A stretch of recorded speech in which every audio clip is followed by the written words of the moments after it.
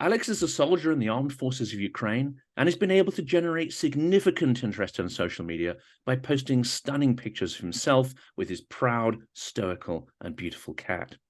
His campaign has been incredibly effective and helped to generate funds to buy vehicles for his unit. We're going to do this interview in Russian. Please bear with us and do read the subtitles because it will be translated. Alex, привет. Привет. Привет, Джонатан. Я очень рад, Рад что мы познакомиться. можем поговорить сегодня. Я понимаю, что обстоятельства очень тяжелые, трудные, но начинаем. Давайте начинаем до войны. Это должно быть похоже на то, что это было очень давно. Мгм. До войны, а что именно у вас? Вопрос какой конкретно? Ощущение, что это бесконечная война. Зато это не было, это было только год.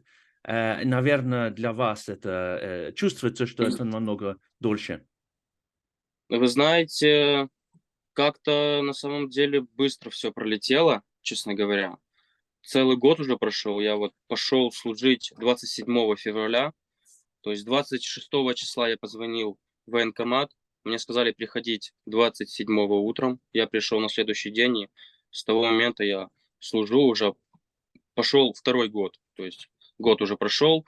И на самом деле ощущение, что как-то все быстро пролетело, и какая-то уже другая реальность. То есть я уже забыл, что такое, наверное, мирная обычная жизнь в том плане, что эти новости постоянные негативные о перелетах ракет, о смертях, о наших ребят, о боях разных. Информационное пространство заполнилось таким образом, что у нас просто нет другой реальности, кроме как войны, смертям, насилием. И самое печальное в том, что погибает очень много гражданских людей и детей. И это самое печальное. И тоже заметили, что Россия посылает всякие, в том числе заключенные.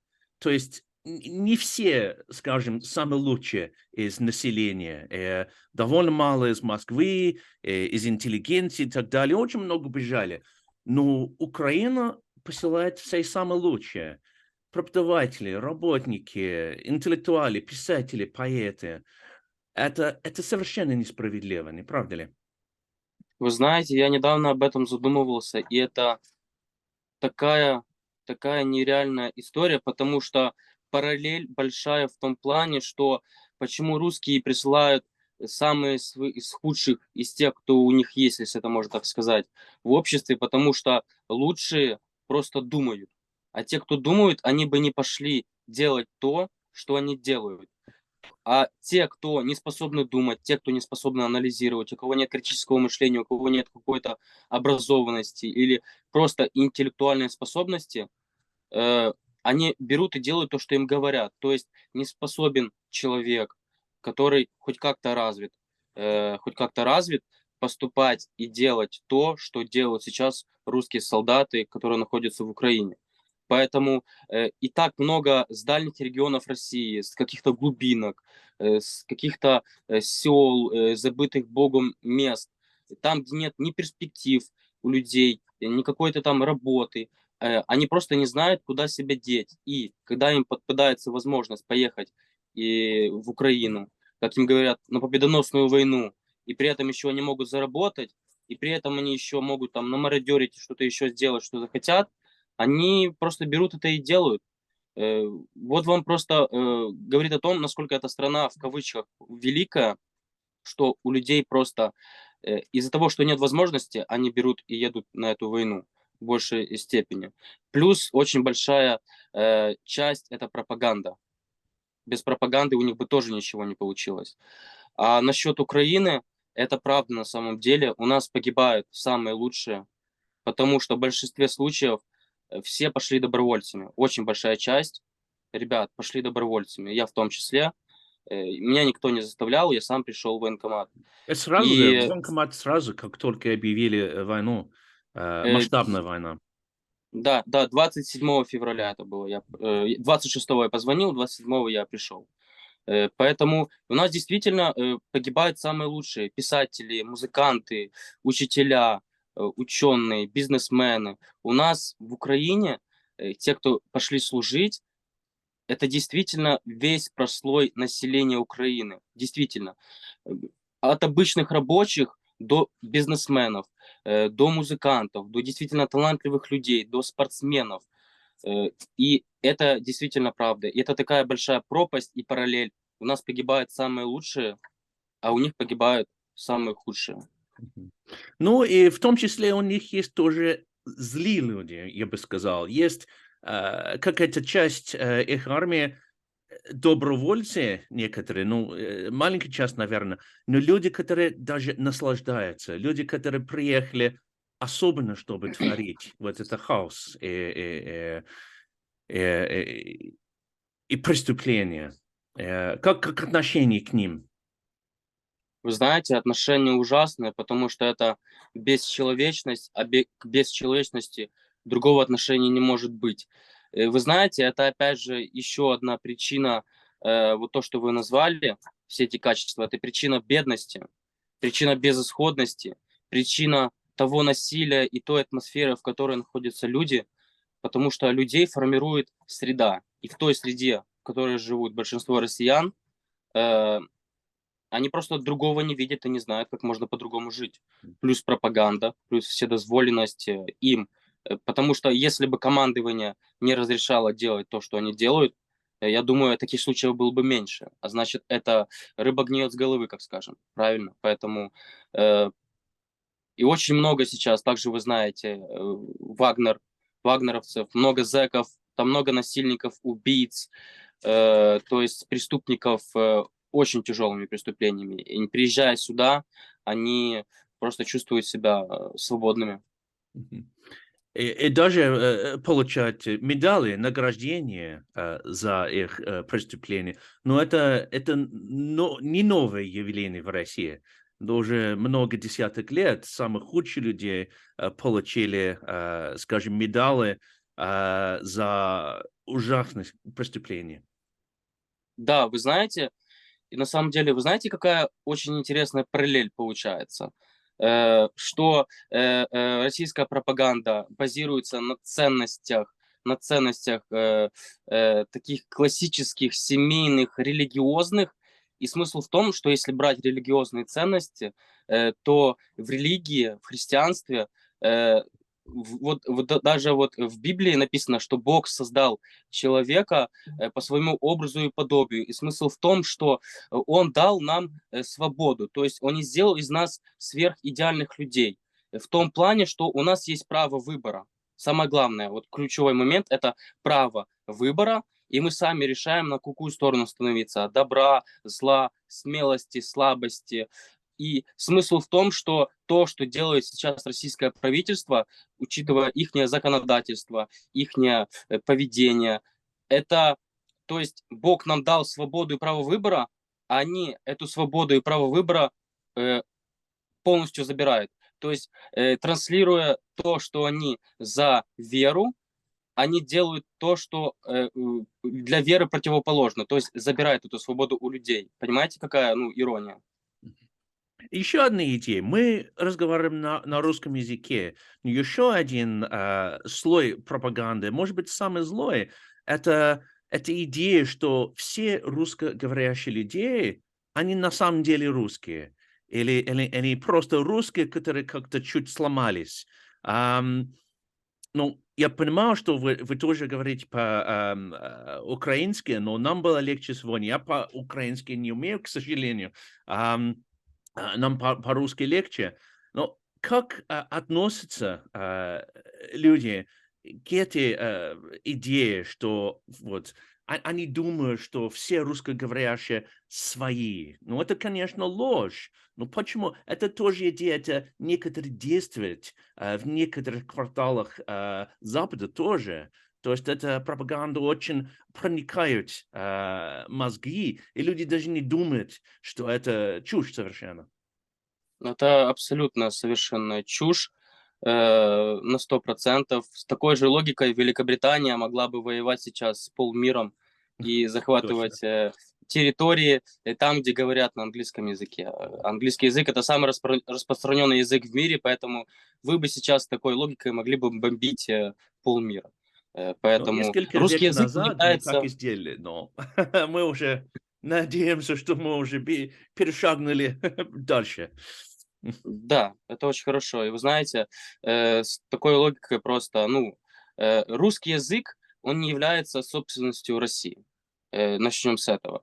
Если смотреть в историю, как это все формировалось, и языки украинский, белорусский, русский, там тот же самый польский, у них есть некоторые схождения, но, опять же, это разные языки. У них, опять же, если брать культуру, у нас своя культура, свои традиции, свои там праздники, таких, которых нет, там свои национальные блюда. То есть мы отличаемся абсолютно. Да, есть некоторая схожесть, потому что это славянские народы, но разные славянские народы. Это группа, вот и все. И не нужно причисливать это к одной стране. И ирония в том, что когда был Киев, когда крестили Русь, когда принесли то самое православие, которым они сейчас кичатся и ставят себя на первое место, Москвы еще не было давным-давно, еще несколько сотен лет. Там были болота просто. В тот момент, когда Киевская Русь приняла христианство и крестила людей. Поэтому это просто элементарная безграмотность. Безграмотность, незнание истории, незнание своей истории. Поэтому, вы знаете, есть такое выражение: тот, кто не учит историю, будет повторять ошибки прошлого. Вот это сейчас и происходит. Кажется, они переменяли историю на мифологию, особенно пропагандистская мифология. Да, вы знаете, я совсем недавно тоже наткнулся на такое видео, схожесть пропаганды Третьего рейха и сейчас России.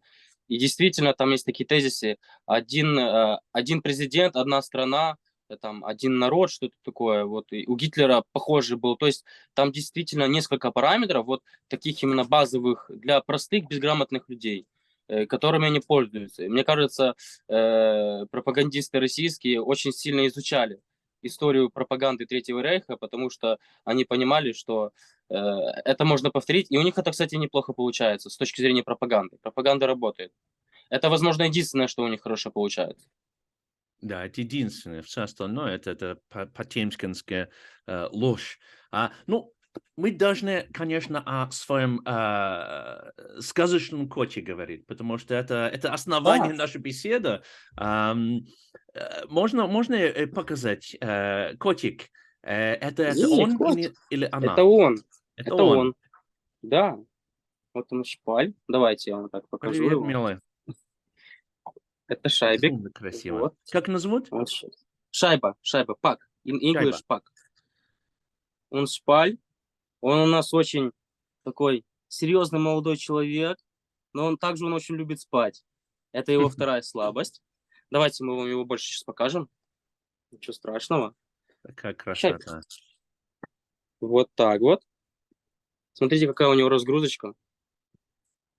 Ну вот, шайба написано. Да. И, Спрашивайте, что вам интересно, мы вам обязательно ответим. кошка везде с вами ходит, и на передовую тоже? Кошечка со мной везде. Вы знаете, мы не на самой передовой сейчас. Вот. Чуть в другом месте. Я не могу говорить где, но и не в тылу тоже. Ну, Вот. Я стараюсь его беречь. Вот. Но он со мной, он с нами на позиции. Мы здесь его нашли. Мы здесь его нашли. Здесь он с нами и находится. Когда я куда-то там выезжаю, или там в Киев, нас на съемки зовут, или куда-то еще, он практически постоянно со мной. Я вот только недавно разлучился с ним на 10 дней, потому что я не мог его взять в то место, потому что там ему было бы некомфортно. Вот. конечно. А так он все время находится со мной. Э, Это прямо уже моя семья, мой ребенок такой, я его называю ребеночек мой. Ну, такая красота. Но война должна быть ужасна для животных. Очень грустно, Да. что они так и страдают от войны России. Это ужасно. Вы даже себе не представляете, какое большое количество животных особенно на прифронтовых территориях, на оккупированных территориях страдают. И очень много волонтеров, которые пытаются помочь этим животным. То же самое UA Animals и много других волонтерских организаций, которые пытаются что-то делать. Очень много, к сожалению, тоже людей, которые уезжали, не смогли забрать с собой своих питомцев, которые уезжали от войны, бежали от войны. Очень много питомцев, много на улице осталось. Вот. Помогаем, и люди помогают, волонтеры, как могут. Но, к сожалению, это наша реальность сейчас. Помимо людей ну, страдают и животные. И знаете, что особенно еще раз удивляет? Это отношение русских к животным на оккупированных территориях. Оно очень жестокое. Как они зетки вырисовывали на носах у собак, там, на свиньях, на лошадях, как они просто расстреливали животных там. Ну, то есть очень много этих случаев, и вы все о них, я думаю, слышали. И это еще раз поражает и показывает бесчеловечность, просто бесчеловечность. Да. И какая-то психологическая боль. А я Много считаю, говорили об этом, но да, я считаю, что, ну, если человек относится так к тем, кто его слабее, ну, с насилием, тогда это по-любому психологическое какое-то расстройство и проблемы. Это нужно работать с психологом. это красивые картинки, образы украинских солдат покажут, что они ухаживают за животными. Но Мгм. это очень позитивно, конечно, Да? в информационной войне, скажем. Думали ли вы о вот это положительном влиянии в СМИ, когда начали делать это, снимки, фотографии, или просто это для вас естественно? Вы знаете, поначалу я об этом не думал. Я просто снимал ну, видео с животными. А когда мне об этом начали писать люди, и очень много иностранцев мне начали писать, что твои видео, они действительно э, напоминают там в Европе, что в Украине до сих пор идет война, что она не закончилась, потому что все меньше информации в СМИ о войне, все меньше каких-то информационных поводов, и люди просто устали от негатива, и такие вот позитивные информационные, скажем так, моменты напоминания войны, они там, даже в Европе, очень сильно помогают. Да и помогают просто нашим украинским людям просто улыбаться. Мне очень много людей говорили, что благодаря твоим видео я там держусь еще эмоционально, просто психологически. Что это просто, ну, разрядка. Это просто реально помощь от животных. Это ихнее добро, отдача добра взамен нашей заботе о них. Какое было влияние? Что вам удалось вырастить и купить для своего отряда?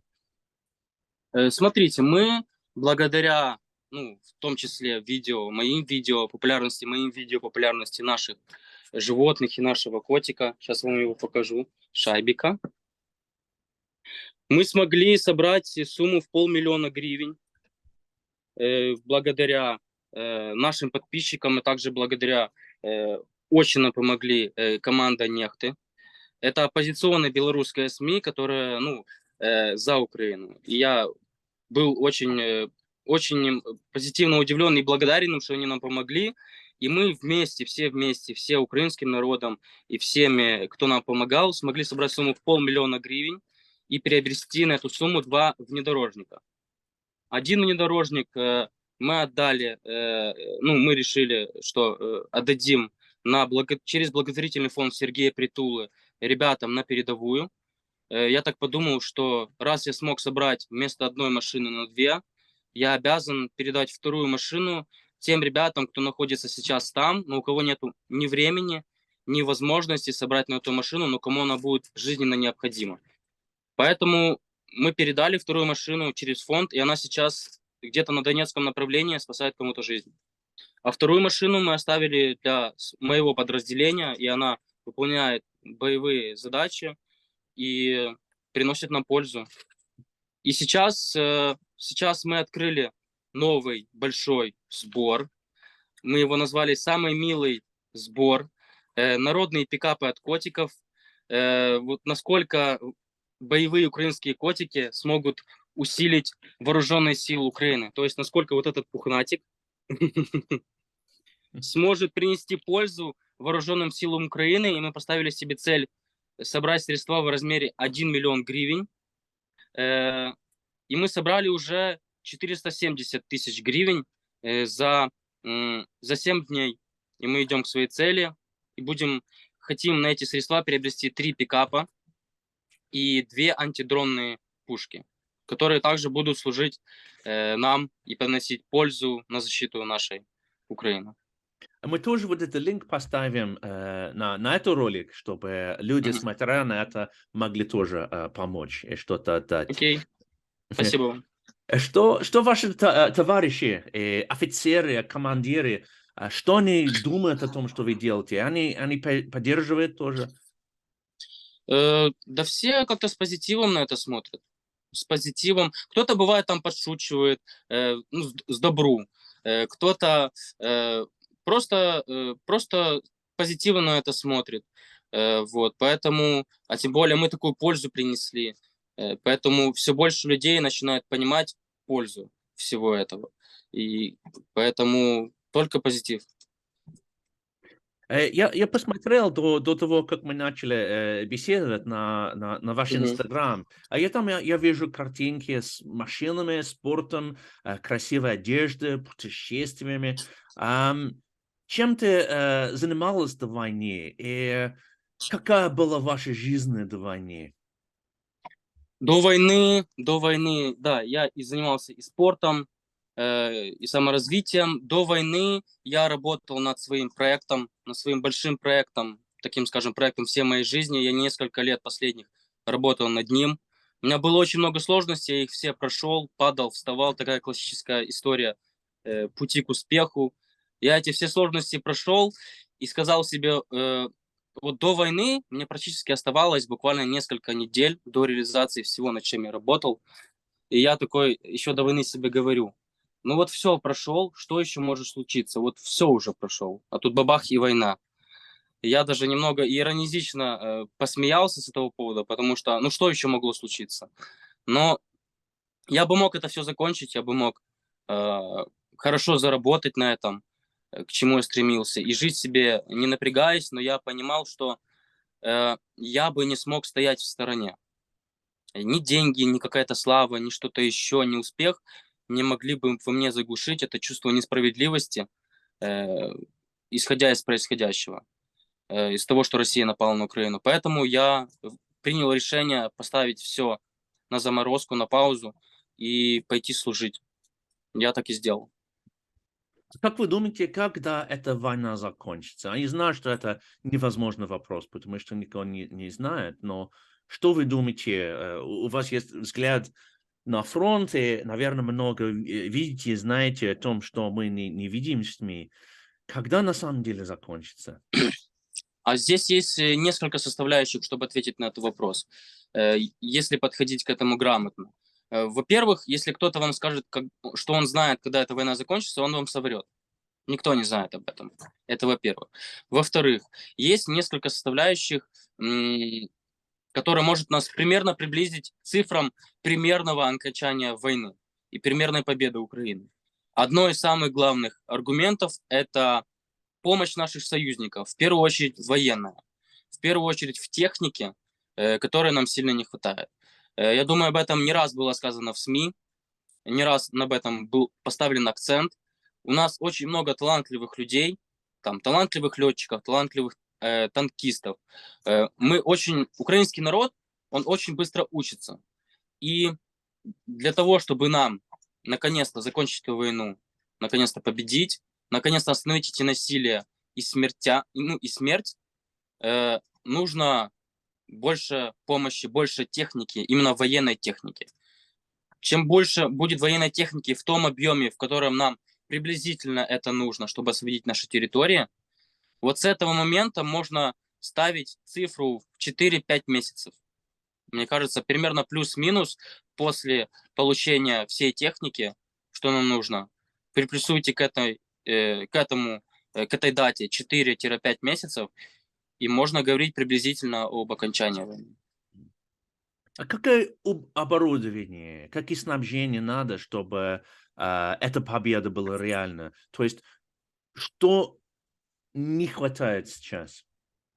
Самое главное, мне кажется, это артиллерия, потому что в этой войне решает в большем случае артиллерия. То есть это самое главное. После артиллерии это танки, авиация. Но помимо этого сейчас самое главное, наверное, это система противовоздушной обороны для гражданского населения, для там инфраструктуры гражданской. Потому что, допустим, то, что они делали, вот даже сегодня утром опять обстрел энергетической инфраструктуры. Для военных это нам практически ничего негативного не дает в реальности. У нас есть свои способы коммуникации. Вот.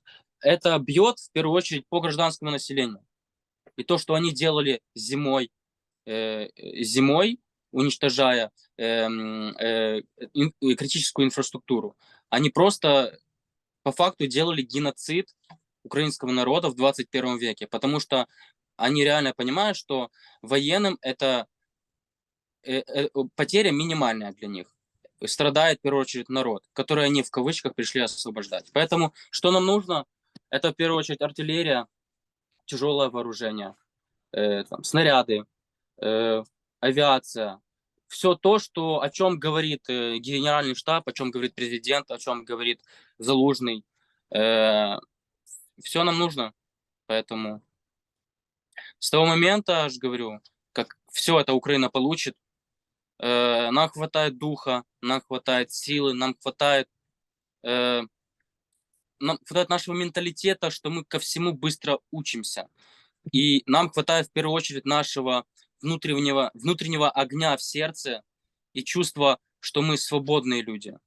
И за счет этих качеств мы и выиграем эту войну, а также с вашей помощью, с помощью того же самого Великобритании, нашего одного из главных партнеров, Штатов, европейских стран, всех тех, кто хоть как-то нам помогает, мы им за это очень благодарны, потому что на Украине это бы не закончилось.